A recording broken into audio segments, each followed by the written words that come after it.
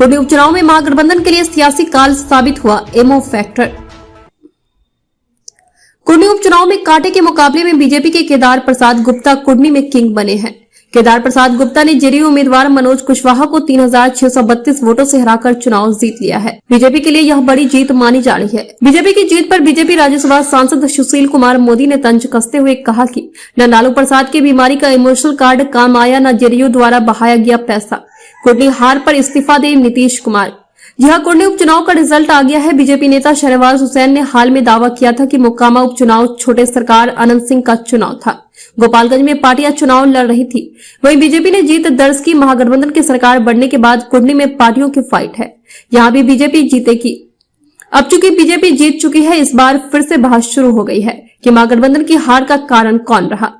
आपको बता दें कि कांटे की टक्कर में कुर्नी में बीजेपी जीत गई है। जीत का अंतर 3645 वोट रहा। बीजेपी प्रत्याशी को 76,653 वोट मिले, वहीं जदयू प्रत्याशी को 73,008 वोट ही मिल सके।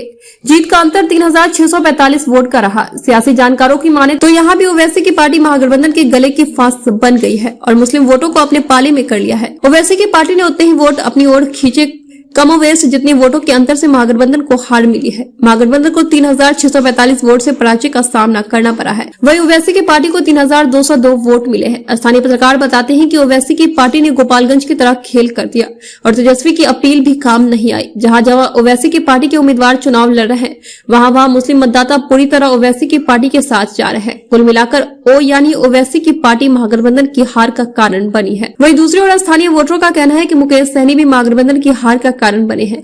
मुकेश सहनी से महागठबंधन ने समझौता कर लिया होता तो मल्लाहों के ज्यादा वोट महागठबंधन की झोली में जाते।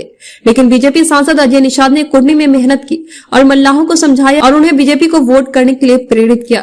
जानकारों की माने तो कमोवेश 10,000 के करीब नीलाभ को जो वोट मिले हैं, उसमें 2000 वोट भी महागठबंधन का मानकर चले तो बहुत बड़ी बात होगी। ये 2000 वोट और ओवैसी की पार्टी के उम्मीदवार की ओर से काटे गए वोट मिला दे तो महागठबंधन के प्रत्याशी की जीत हो गई होती। सियासी जानकारों ने बताया कि इस उपचुनाव में महागठबंधन की हार का मुख्य कारण मुकेश सहनी और ओवैसी रहे, यानी एमओ दोनों ने मिलकर महागठबंधन की खटिया खड़ी कर दी।